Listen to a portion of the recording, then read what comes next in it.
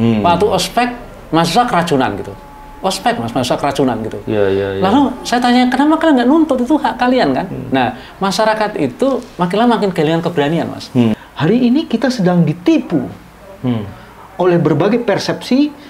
Jogja sebagai kota pelajar sebenarnya murah pendidikannya. Iya. Poster Ternyata ini belum ada yang bilang pendidikan itu murah. Bohong, dijajah pemerintah. Iya.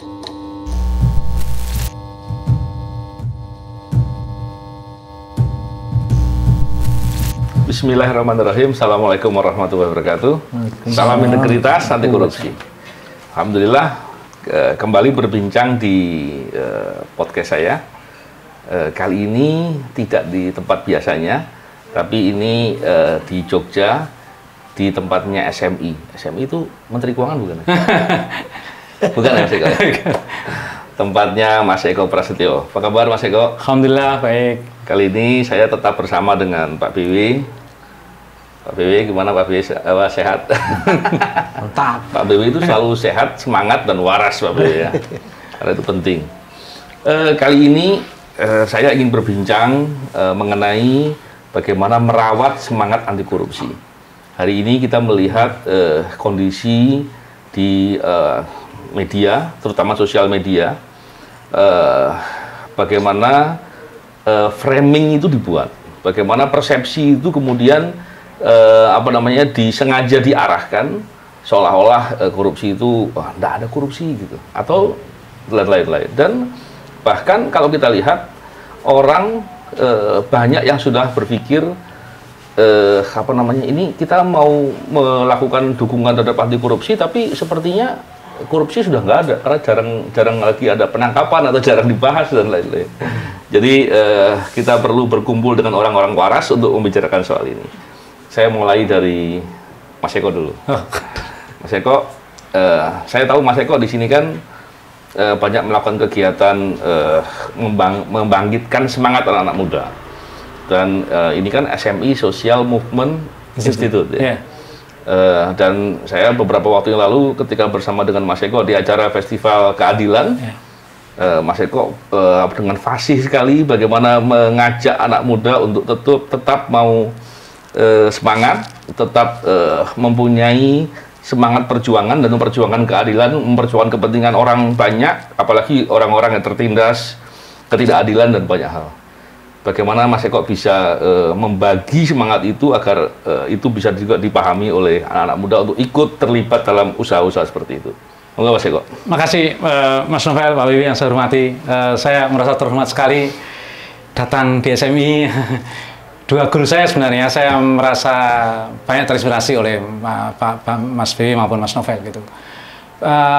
Yang kami lakukan selama ini memang bagian dari Jogja sebagai kota pelajar, dan ada banyak mahasiswa gitu yang kami rasa mahasiswa adalah elemen terpenting di negeri ini karena mereka adalah tunas masa depan dan calon pemimpin, dan kami merasa bahwa mereka perlu untuk dibangun kesadaran kritisnya gitu. Di tengah situasi iklim perguruan tinggi yang menurut saya sekarang mengalami penyempitan kebebasan gitu. Nah, saya merasa di SMI, ayo kita ajak anak-anak muda yuk untuk berpikir seperti anak muda gitu. Kata Soekarno, anak muda yang punya petualangan gitu. Kata Syahrir, anak muda itu anak yang berani menghadapi problem gitu. Nah, saya melihat keyakinan anak muda sebagai pencetus perubahan itulah yang kemudian memprakarsai kami untuk mengajak anak-anak muda itu, pertama dia harus yakin bahwa dirinya anak muda gitu, yang berani untuk melawan ketidakadilan, berani untuk melawan penindasan, apalagi melawan korupsi. Nah, semangat itu yang sebenarnya mau kami bagi untuk meyakinkan bahwa ya kalian tuh anak muda, bukan orang tua, kalian tuh muda gitu. Muda itu muda itu bukan usia, tapi muda itu adalah bersiap menghadapi problem zaman gitu kira-kira. Dan harus berani melakukan itu gitu. Menarik ya Mas Eko bicara terkait dengan semangat. Memang mestinya anak muda itu bersemangat ya. Tapi kan hari ini kita melihat anak muda ini sudah mulai banyak terpengaruh dengan kebiasaan-kebiasaan untuk instan, kebiasaan untuk zona nyaman gitu. Bagaimana ya kita mendorong agar mereka bisa sadar bahwa kalau mereka memilih untuk diam, memilih untuk zona nyaman, itu dampaknya pasti ke dia tuh. Tapi kan nggak mudah juga nih ngomong begini. Saya aja ngomong sering ngomong hal yang seperti ini, tapi kemudian kan nggak mudah juga bisa dirasakan bahwa itu penting oleh anak muda. Gimana Mas? Iya Mas, saya merasa kenapa anak muda seperti itu, menurut karena lingkungan pendidikan ya Mas. Saya nulis dua buku Bergerak Mahasiswa dan Bangkitlah Gerakan Mahasiswa. Itu survei saya atas kehidupan dunia kampus ya. Menurut saya kehidupan kampus sekarang ini mulai menekan anak muda ya, sehingga anak muda makin berpikir pragmatis ya, dengan komersialisasi gitu. Di Jogja ini bahkan biaya pendidikan tertinggi se-Indonesia Mas, ya di Jogja ini gitu. Oh iya, bukannya Jogja mesti paling murah? Paling murah harusnya kan, ini biaya pendidikan paling tinggi Mas di Jogja ini. Saya barusan diminta bicara di simposium pendidikan gratis karena ada banyak tuntutan agar pendidikan itu gratis gitu. Anak muda makin ditekan dengan biaya pendidikan yang tinggi dan kos-kosan mahal Mas di sini Mas. Jadi wajar jika di Sarjito tuh banyak anak kena penyakit usus buntu Mas, mahasiswa ya, karena mereka makan mie, kopi, rokok karena kos-kosan mahal, makan juga sulit, kantin tidak seperti dulu lagi gitu. Jadi pendidikan itu benar-benar menekan mereka gitu. Padahal pendidikan, kesehatan kan kebutuhan dasar tuh. Dan Mas Eko juga pernah ya menulis buku orang miskin dilarang sakit atau orang miskin nggak boleh sekolah gitu ya. Itu menarik tuh, gimana Mas Eko melihat itu? Karena kalau sekarang dengan melihat undang-undang kesehatan yang baru, peluang untuk ke depan akan terjadi masalah yang cukup memberatkan buat masyarakat terkait masalah usaha memperoleh kesehatan atau layanan kesehatan yang memadai, itu resiko besar juga. Tapi masyarakat banyak yang belum paham loh itu. Iya Mas, layanan kesehatan mahal sekali. Saya nulis buku Orang Miskin Dalam Sakit itu belum BPJS waktu itu. Saya waktu kritik rumah sakit Indonesia, saya waktu itu survei dengan Kuba Mas ya. Kuba itu rumah sakitnya gratis, tidak ada kelas gitu kira-kira. Dan tidak boleh ada jual beli obat di rumah sakit. Ini kan jual beli obat di rumah sakit itu sangat terbuka sekali kan kira-kira. Orang perusahaan-perusahaan farmasi hampir nyaris perusahaan farmasi kan proporsi besarnya riset saya mengatakan untuk biaya promosi Mas. Ketimbang untuk inovasi obat yang baru gitu, tapi biaya promosi yang banyak. Nah, kesehatan makin berat karena kalau di sektor mahasiswa makin sulit mahasiswa dapat akses karena kampus ini kan di Jogja ini kampus ngajar, tidak ada asrama sehingga harus kos di luar. Lalu BPJS juga nggak ditanggung kadang-kala. Jadi mahasiswa tuh biaya udah mahal, kos-kosan mahal. Nah, kalau rentan sakit, susah ambil cuti Mas. Kira-kira. Dan padahal kalau dilihat masalah kesehatan, pendidikan, terjadinya banyak ketidakadilan, pelanggaran HAM, kan semuanya karena korupsi kan? Korupsi akhirnya membuat negara yang seharusnya mengurus agar pendidikan itu, kesehatan terutama bisa gratis lah gitu. Dan masyarakat terlindungi dari praktek ketidakadilan atau pelanggaran HAM dan lain-lain. Itu akhirnya nggak terjadi karena penegak hukumnya korup. Orang-orang yang membuat kebijakan terkait dengan hal itu ternyata memikirkan kepentingan pengusaha dan lain-lain. Kan mestinya begitu kan menggambarkannya ya. Korupnya tidak di penegak hukum aja, di pendidikan ada di pendidikan apalagi, di kesehatan ada korupsi di mana-mana. Nah, terus kalau udah di mana-mana terus harus gimana nih Pak Bibi? Kita harus ada di mana-mana. Itu yang menarik. Protes di mana-mana. Harus melawan di mana-mana kita. Nah, itu seperti saya kemarin ke sebelah kampus Mas. Kampus itu mahal, tapi airnya macet gitu. Waktu ospek mahasiswa keracunan gitu. Ospek Mas, mahasiswa keracunan gitu. Lalu saya tanya, kenapa kalian nggak nuntut, itu hak kalian kan? Nah, masyarakat itu makin lama makin kehilangan keberanian Mas. Saya tuh dulu punya tetangga koruptor Mas. Saya udah curiga orangnya kok kaya ya? Tiba-tiba kaya, beli rumah, beli mobil. Tapi masyarakat nggak curiga gitu. Saya ketika tetangga saya itu dilaporkan di majalah Tempo, saya fotokopi Tempo itu saya bagikan tetangga gitu. Itu kan korupsi toh kira-kira. Nah, apa ya? Saya melihat masyarakat tuh nggak pernah curiga pada kekayaan yang berlebih Mas. Itu yang membuat korupsi itu gampang dilakukan. Gitu. Dia terlalu memuliakan orang kaya lah ya kira-kira. Dan memang begini ya, orang-orang kan banyak berpikir korupsi di sana, saya kan yang penting nggak rugi. Kan pernah waktu kemarin di Festival Keadilan juga begitu tuh. Pak, saya nggak peduli Pak, ada korupsi di sana. Yang penting jangan sampai kami mendapatkan ketidakadilan. Ya, kamu dapat ketidakadilan karena korupsi gitu kan. Itu kan banyak nggak paham tuh Pak B. Jadi gimana nih Pak B? Kalau pendidikan sampai terjadi praktek korupsi atau paling nggak koruptifnya banyak lah. Dan kemudian dan itu akan berdampak. Pengaruhnya ke anak muda juga pasti akan begitu luas, dan saya khawatir untuk memperbaiki atau menyadarkan itu butuh waktu lama. Terus gimana nih Pak Dwi?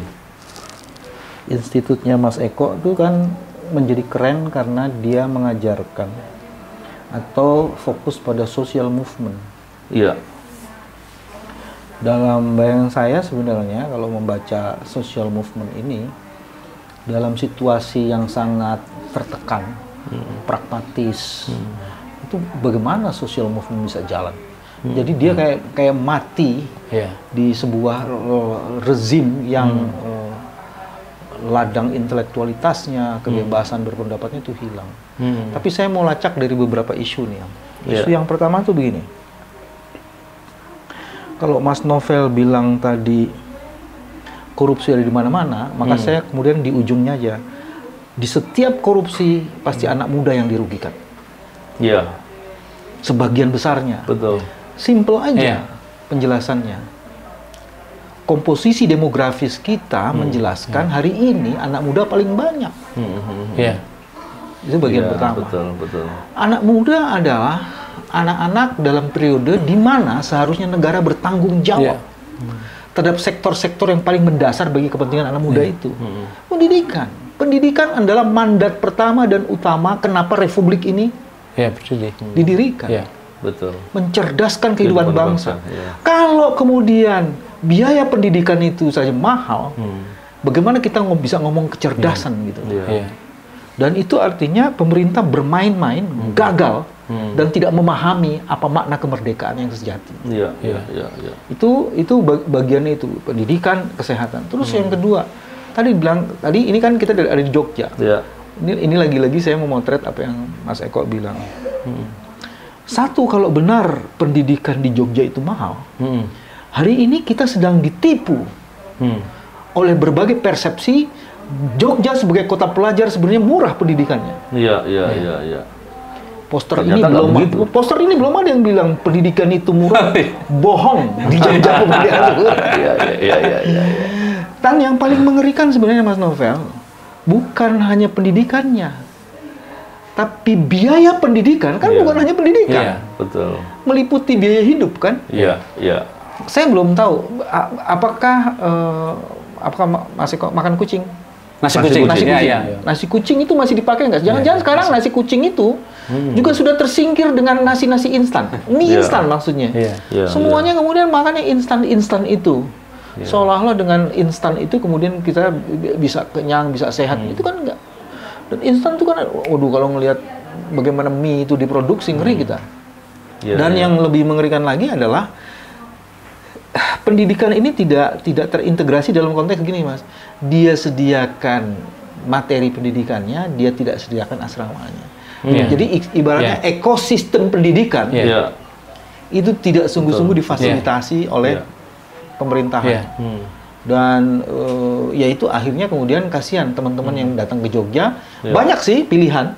Cuman pilihan itu ada harganya gitu. Iya, Mas. Pilihan itu ada harganya. Nah, itu dari sisi itu ya Mas ya, dari sisi. Terus yang kedua sebenarnya gini. Beban dan bobot pendidikan itu tidak membuat kecerdasan dan pembangunan karakter. Sehingga kemudian social movement menjadi sesuatu.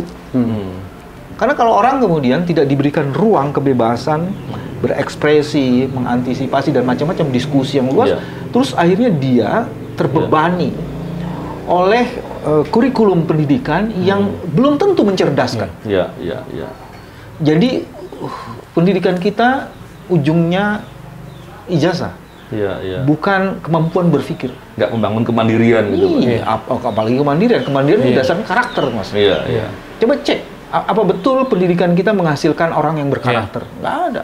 Apalagi kalau ngomong entrepreneurship, lebih jauh lagi gitu. Nah, akhirnya memang kita harus melakukan proses revitalisasi pendidikannya seperti apa. Dan Social Movement Institute ini bisa menjadi instrumen yang mentransformasi. Kalau Anda mau mencari bagaimana kebebasan bergerak dan kemampuan menggerakkan kebebasan itu, datanglah ke lembaga seperti lembaga ini. Menarik.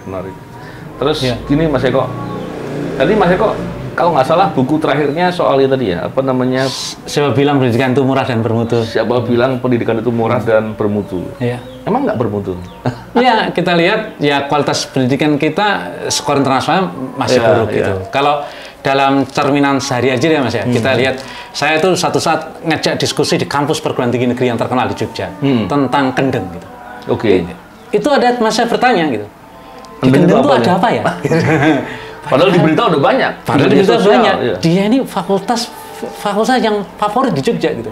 Satu saat ada seorang anak hukum internasional di fakultas hukum terkenal PTS di sini mau magang. Saya rekomendasi magang tuh LBH Jakarta gitu. Dia masih bertanya begini. Dari LBH Jakarta bisa kerja di perusahaan apa ya? Itu kan berarti. Jadi cara pikirnya terlalu sempit dan benar-benar dia seperti terisolasi, tidak tahu tentang problem-problem struktural gitu. Nah, ini juga dipengaruhi juga Mas. Saya ini kalau ngospek kadang-kala, sekarang ada kecenderungan anak-anak orang kaya itu bawa ajudan kadang-kala. Mahasiswa bawa ajudan Mas. Iya. Kemarin wisuda itu kan sering sekali macet karena anak pejabat gitu yang wisuda itu. Jadi mereka bawa rombongan, macetin jalan, dan itu membuat pendidikan bukan makin nggak bermutu lagi. Pendidikan itu menjadi ekspresi kelas sosial dia, kesombongan dia, arogansi dia gitu. Satu saat saya pernah ngospek itu dihentikan gitu. Karena apa? Karena salah satu anak pejabat itu biasa tidur siang Mas. Dia telepon kayak, Mas Eko, maaf ya ini biasa tidur siang maka kita hentikan aja setengah hari gitu. Hak istimewa itu membuat pendidikan itu tidak hanya makin demokratis Mas. Polarisasi kelasnya makin menganga. Di Jogja itu cukup tanya aja fakultas apa. Kalau kedokteran, hukum itu pasti orang kaya kira-kira. Karena itu fakultas mahal sekali gitu.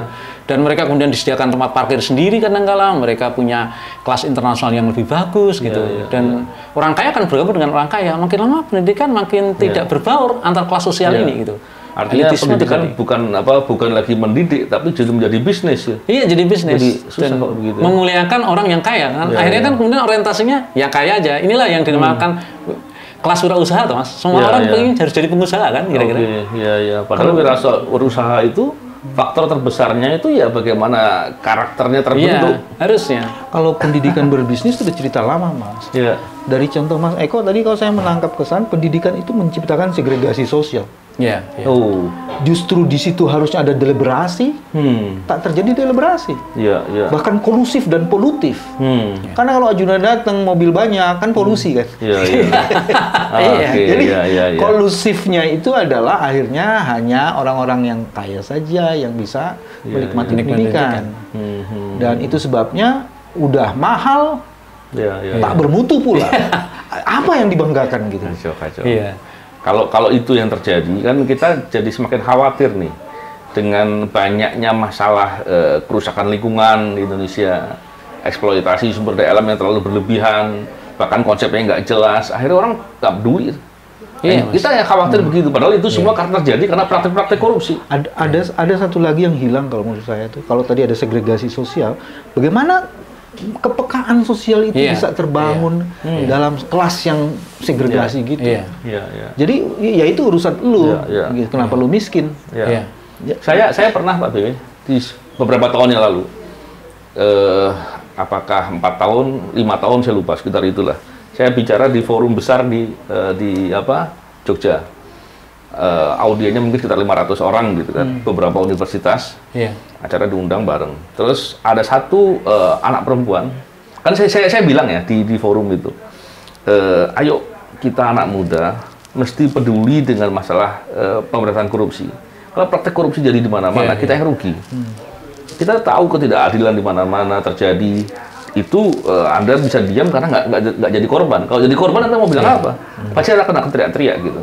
Belum lagi masalah-masalah lain, pendidikan, masalah kebutuhan dasar manusia, itu semua pasti tidak lepas dari praktek-praktek korupsi. Saya kasih contoh, memang ada salah satu mahasiswa yang bertanya, Pak, saya mau bertanya katanya. Oke, saya ikut yang Bapak bilang. Saya mulai sekarang akan mau peduli dengan masalah anti korupsi. Dan saya akan mau ikut berjuang dalam rangka memberantas korupsi dengan porsi sebagai mahasiswa. Pertanyaannya, kalau saya melakukan itu untung saya apa? Di satu sisi saya melihat dia bertanya itu bagus. Daripada yang sudah berpikir begitu mungkin ada yang lain tapi diam saja gitu. Dia bertanya itu bagus. Saya bilang pertanyaanmu bagus, saya bilang. saya beritahu sama Anda sebagai ada mahasiswa, saya bilang bahwa kamu tuh di sini itu pendidikan itu dipahami sebagai mencari pengetahuan dan keterampilan saja. Padahal ada satu faktor besar dalam kehidupan manusia dan itu sangat berpengaruh dalam kesuksesan di bidang apapun, yaitu membentuk karakter. Membentuk karakter itu tidak bisa dengan cara mencari di perpustakaan, tidak bisa hanya mendengar di ruang kelas, tapi harus melihat persoalan, harus mau dengan kepedulian, dengan melakukan sesuatu, dengan memikirkan masalah masyarakat. Dan saya yakin kalau Anda melakukan seperti yang saya katakan tadi, pasti Anda akan mendapatkan kesulitan dan akan kerepotan. Tapi justru kesulitan dan kerepotan tadi itu adalah cara untuk mendidik dirimu untuk mempunyai karakter yang bagus. Betul nggak sih? Iya, begitu. Saya salah itu. Iya, Mas. Sering sekali saya dapat pertanyaan seperti itu. Jadi, ini karena, Mas, apa sih untungnya buatku itu sering. Ngapain ke diskusi? Apa sih untungnya itu? Itu menurut saya juga karena aspek pendidikan itu selalu mengutamakan yang material. Mas, lihatlah, kampus-kampus Jogja ini semakin megah kan, Mas. Yang kadang-kala itu tidak sesuai dengan kebutuhan mahasiswa gitu. Pakai lift, pakai tangga jalan. Itu kan menurut saya itu bukan kampus namanya, itu pusat perbelanjaan lah kira-kira. Mengapa kampus pakai lift? Harus tangga jalan, itu kan listrik pasti besar. Saya kemarin masuk kampus yang baru dibangun pakai lift. Saya tanya, ini liftnya nyala nggak? Nyala kalau mahasiswa baru, Mas. Kalau mahasiswa ospek nyala, kalau mahasiswa nggak nyala dimatiin liftnya. Berarti tangga jalannya dimatiin aja. Itu liftnya untuk apa? Itu untuk dosen, Mas. Mahasiswa nggak boleh masuk, ada ketentuan di situ gitu. Itu artinya pembangunan infrastruktur kampus itu sebenarnya membuat mahasiswa tuh berpikir selalu yang material, Mas. Gitu. Bahkan kadangkala program yang dinamakan KKN yang harusnya itu esensial pengabdian. Saya kemarin ngasih ceramah KKN, Mas. KKN-nya kemana, Mas? Ke Mekah sama Jeddah. Untuk apa lah, Mas, KKN ke Mekah Jeddah itu kira-kira? Betulkah masyarakat Mekah itu butuh KKN orang Indonesia? Kenapa nggak KKN di daerah konflik, dekat Niak, Wadas misalnya gitu? Sampai sekarang nggak ada kampus di Jogja yang KKN ke Wadas, Mas. Nggak ada kampus di daerah konflik, di Klaten yang ada konflik perburuan. KKN selalu di tempat desa-desa yang sama. Saya ini kan ketua RT, Mas. Selalu nerima masa KKN. KKN selalu bikin tong sampah, bikin plan. Tong sampah saya itu gonta-ganti nama kampus saja. Ini kampus ini ganti lagi, kampus ini ganti lagi. Nah, model pengabdiannya tuh masih seperti itu gitu. Bagaimana mereka punya kepekaan, kepedulian gitu, kira-kira? Saya khawatir ketika kepedulian itu lemah atau kurang, maka kemampuan untuk memotret persoalan atau permasalahan itu juga lemah. Saya kebayang beginilah, orang okelah dia mau S1, S2, S3 gitu, bahkan terpandai di kelasnya yang paham semua teori lah gitu ya, dan banyak hal soal akademisi. Tapi ketika dia tidak paham atau tidak mampu memotret permasalahan, kapan ilmunya mau dipakai? Iya, benar, Mas. Gitu, Pak Bey. Gimana, Pak Bey? Problem ini ada beberapa isu sih sebenarnya. Kalau ngomong pendidikan kan pertama nih, Mas, ideologi pendidikan ini. Ini pendidikan ini mau diarahkan untuk apa sih sebenarnya? Yang saya khawatir kita balik lagi ke zaman penjajahan. Pendidikan dibangun untuk menghasilkan skrup pembangunan. Dulu politik etis sebenarnya pendidikan itu dibikin untuk memperkuat posisi dari kaum penjajah. Nah sekarang pertanyaannya ini, pendidikan ini dibikin untuk apa dan kepentingan siapa gitu. Nah kalau ideologi pendidikan ini nggak beres, maka kemudian akan mengerikan. Terus kedua, sistem dan struktur pendidikan, termasuk kurikulumnya gitu. Kalau KKN tuh ujungnya cuma tong sampah, ini kan kita sedang mendidik orang-orang itu yang pikiran sampah gitu ya, yang kemudian dia berpikirnya dengan pikiran dan itu kan nggak bisa disalahin mahasiswanya juga, Mas. Bagaimana dengan dosennya, bagaimana dengan prodinya, itu soal-soal kayak gitu tuh. Hari ini kegiatan-kegiatan administratif, saya kan dosen juga, Mas. Ini otokritik. Kegiatan administratif yang berkaitan dengan pekerjaan seorang dosen itu berat banget, harus ngisi ini, ngisi itu, macam-macam yang mesti diisi. Nah, yang paling mengerikan adalah ketika dosen tidak mengembangkan ilmunya, dia berbasis kepada diktat-diktat yang 10 tahun lalu dia pakai gitu. Diktat yang diajarkan kepada mahasiswa tidak kompatibel dengan perkembangan zaman, itu kan menjadikan orang menjadi diktator karena basisnya diktat. Iya. Kesempitan maksud saya ini, kesempitan berpikir itu kan jadi mengerikan. Iya. Dan itu sebabnya di tengah situasi ini saya mau kasih 3 isu lagi. Di tengah situasi disruption, di mana terjadi gegar informasi, sementara sistem pembelajarnya tidak kompatibel dengan situasi yang gegar itu menyebabkan mahasiswa itu berjarak dengan masalah. Satu. Kedua, hari ini kita bukan lagi milenial, ada Gen Z, bahkan ada Gen Alpha. Nah, Gen Z, Gen Alpha, dan milenial itu punya komunikasi yang berbeda dengan komunikasi sebagian dosen yang masih baby boomers.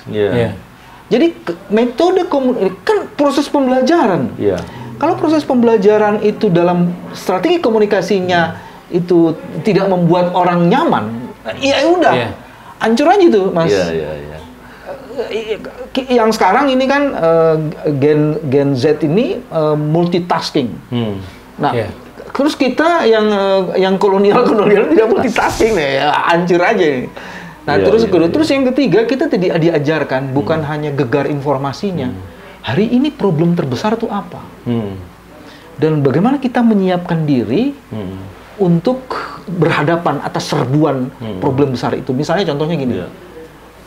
Ada cuaca ekstrim. Dalam cuaca ekstrim itu, apa dampak terbesarnya? Dan prodi yang kamu sekarang sedang pelajari, apa yang akan kamu lakukan post kamu sekarang belajar? Karena gini, Mas Novel, 5 tahun belajar atau 4 tahun belajar, begitu pelajaran ke tahun keempat atau pelajaran semester ke-8 kamu akan pelajari atau kamu lulus, seluruh pelajaran itu sudah tidak ada gunanya lagi gitu. Jadi untuk apa belajar? Karena ini udah ketinggalan, old fashion semua information-nya tuh. Ya metodologi yang baru yang dasar itu oke, tapi pendekatan baru untuk mengatasi cuaca ekstrem gimana? Jadi kita ketinggalan dengan problem karena kita tidak mampu memperbarui metodologi untuk mengatasi masalah yang jauh melebihi kemampuan metodologi yang selama ini dipelajari. Menarik sekali, Pak Bibi. Dan gini, Pak Bibi, dari pengalaman saya lah paling tidak, apa yang kita pelajari dari pertama kali sekolah sampai dengan kemudian sekarang lah gitu ya, itu yang saya gunakan dalam implementasi bekerja itu paling pas 10%, sangat sedikit. Justru pendidikan harusnya adalah mendorong orang untuk berpikir sistematis, berpikir kritis, dan dengan metode-metode cara berpikir yang bagus dalam menyelesaikan persoalan. Kan gitu harusnya. Tadi yang Pak Bibi sampaikan kan tepat sekali tuh. Bicara persoalan dan bagaimana gurunya gurunya Mas Eko. Oleh karena itu saya tanya Mas Eko kalau gitu.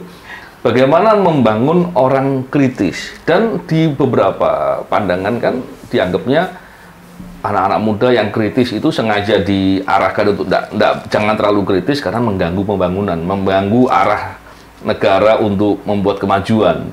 Nah, terus saya pengen juga dielaborasi sama Mas Eko, bagaimana sih dulu masa awal-awal negara ini dibentuk dan para pendiri bangsa memandang soal kritis dan hal-hal lain soal pendidikan. Ya, saya setuju Mas Bibi tadi. Pertama, problem ideologi. Menurut saya itu sangat penting, terutama di lingkungan kaum terpelajar ya. Kalau pendidikan itu kehilangan karakter ideologinya, gitu, maka pendidikan itu tidak ada arah kira-kira. Dan itu berdampak pada peserta didik. Peserta didik kemudian tidak tahu apa yang dicapai dari kurikulum kecuali nilai atau IP kalau di sini ya. Nah, dia di SMI kami kemudian berpikir Pak, harus diajak anak-anak itu keluar dari orbit kampus nih. Dia harus ketemu dengan persoalan kemanusiaan yang sesungguhnya. Saya ajak ke Klaten ketemu orang-orang buruh yang ditindas. Ke Urut Sewu ketemu petani yang digusur tanahnya oleh tentara gitu. Mereka tahu ngapain belajar ilmu hukum kok hanya belajar KUHP PIH gitu. Saya masih ingat Mas Bibi, saya dulu diajar almarhum Pak Artijo Alkostar, pengantar hukum acara pidana dan hukum pidana gitu. Itu Bang Artijo itu selalu masuk kelas selalu bertanya gitu, siapa yang kemarin ikut demo soal Gedung Ombo gitu, atau Gedung Ombo. Kalau kita angkat tangan, kamu nggak ikut kuliah gitu. Kamu tahu inti hukum itu kira-kira. Bahkan kalau dia datang itu dia selalu katakan, apakah kalian baca novel Ivan Dostoevsky, Kejahatan dan Hukuman gitu. Wah, saya nggak tahu baca novel itu, baru kita belajar gitu. Jadi belajar hukum itu bukan belajar teks atau pasal gitu, tapi belajar pada kenyataan ketidakadilan. Gitu. Nah, kami mengantar anak-anak muda hari ini, anak harus ketemu kenyataan. Kalau di kampus nggak ketemu, ini dosen pulang dari luar negeri sih. Banyak kan sekarang dosen pulang negeri, LPDP itu habis dari pulang luar negeri dikasih jabatan dekan, dikasih jabatan kajur gitu. Sudah kan urusan birokrasi. Tidak mungkin dia akan keluar dari kampus gitu, karena beban administrasi yang dari Mas Wito tadi banyak sekali gitu. Maka kita harus ajak mereka untuk bertemu dengan masalah gitu. Nah itu kalau mereka ketemu dengan masalah, mereka kemudian belajar itu hidup kolektif, belajar bersolidaritas, bahkan belajar berani menantang otoritas, Mas. Ini kan mahasiswa ini kan makin penakut, Mas. Di UKT dengan nilai tinggi itu nggak ada protes gitu. Sering saya itu waktu simposium pendidikan tuh, kenapa sih sekali-kali kan nggak mau bayar UKT karena orang tua kalian nggak mampu gitu. Kenapa kalian harus memaksakan bayar yang kalian pun nggak tahu ini uang kemana gitu kan? Ini kan tuntutan. Pernah mahasiswa UIN tuh, Mas B, menggugat transferasi keuangan di UIN gitu. Menang di KIP Informasi itu, menang dia menang. Ya, tapi kemenangan itu kan kemenangan sebuah perjuangan itu satu keberanian gitu. Mendorong transparansi keuangan kampus gitu. Nah, mahasiswa sudah berani melakukan itu. Itu dilakukan oleh siapa? Ya dilakukan oleh anak-anak aktivis gerakan gitu. Nah, organisasi menurut saya penting di kampus. Gerakan mahasiswa tuh ya harus bangkit lagi di dunia kampus. Tanpa dunia gerakan ya nanti kampus akan seperti sekarang ini kondisinya, penuh teror, penuh ketakutan. Mahasiswa pengennya cepat selesai gitu. Ya seperti baligo di kampus-kampus Jogja itu kan baligonya kalau iklan itu kan mahasiswa tersenyum di taman itu kan hanya di baligo tuh, Mas. Di kenyataan nggak ada mahasiswa tersenyum seperti itu menurut saya. Itu hanya ada di baligo gitu. Jadi kampus jangan sampai terjerumus pada situasi yang tanpa ideologi. Kalau mau belajar keadilan, dia belajar mengenai apa itu keadilan dalam konteks definisi. Jadi dia belajar teks keadilan, tidak belajar konteks keadilan. Apalagi kalau kemudian diturunkan dalam bentuk sosiologi seperti social movement. Tidak ada keadilan tanpa perlawanan, tidak ada perlawanan tanpa keberanian dan kesadaran. Kesadaran, keberanian, perlawanan itu yang menyebabkan keadilan bisa digenggam. Bahkan kemudian jangan harapkan kemuliaan kalau tak mampu menghadirkan keadilan. Luar biasa. Kok jadi pujangga kita di sini? Saya baca yang di sana soalnya. Wah, iya, menarik sekali. Enggak, saya kasih konteks aja. Ada contekan. Ya, memang kalau kita melihat dari segala persoalan ini, tentunya kita berharap ke depan semoga orang semakin lama semakin sadar ya. Dan peduli dengan kepentingan masyarakat dan mau untuk kritis, mau untuk menunjukkan sikap, punya keberanian menunjukkan sikap. Dan itu semua diperlukan untuk mendorong agar negeri ini bisa betul-betul berjalan seperti tujuan negara, gitu kurang lebih. Sebagai penutup mungkin tadi Pak BW belum closing statement kan ya? Atau itu bagian dari closing statement tadi? Closing aja saya, biar Mas Eko yang Mas Eko luar biasa. Saya pengen dengar nasihat Mas Eko atau closing statement Mas Eko yang memberikan semangat buat anak muda, termasuk saya sebenarnya. Saya mau dengerin Mas Eko cerita, saya semangat lebih. Ya, saya merasa terhormat sekali lagi atas kerjasama Mas Wiwi, Mas Novel gitu, untuk juga meyakinkan pada anak-anak muda untuk terus bergerak melawan ketidakadilan, karena memang situasinya tidak seperti yang kita harap. Saya nulis buku judulnya Kitab Pembebasan dalam Al-Quran gitu. Saya selalu merasa terinspirasi oleh perjuangan para nabi gitu. Nabi itu mungkin tidak pernah menang ya, tapi mereka diberi kemampuan untuk selalu optimis melihat keadaan. Kita harus melawan dalam situasi, apalagi situasi seburuk ini misalnya. Kita harus tetap melawan. Dalam pepatah di Mesir yang saya pernah baca itu begini katanya. Kau boleh bakar kebun bunga. Kau bisa bakar kebun bunga, kau bisa membuat anak-anak itu tunduk, patuh, khawatir. Kau boleh bakar kebun bunga, tapi kau tidak bisa menghambat datangnya musim semi. Menurut saya, inilah musim semi anak muda. Kau boleh bakar kebun bunga, tapi kau tidak boleh menghambat datangnya musim semi. Saya mau tambahin situ, Mas. perubahan tak akan terbendung. Musim swing pokoknya bangkit. Lagi Mas Dewi sama Mas Novel ke Jogja ini udah musim swing bangkit kira-kira.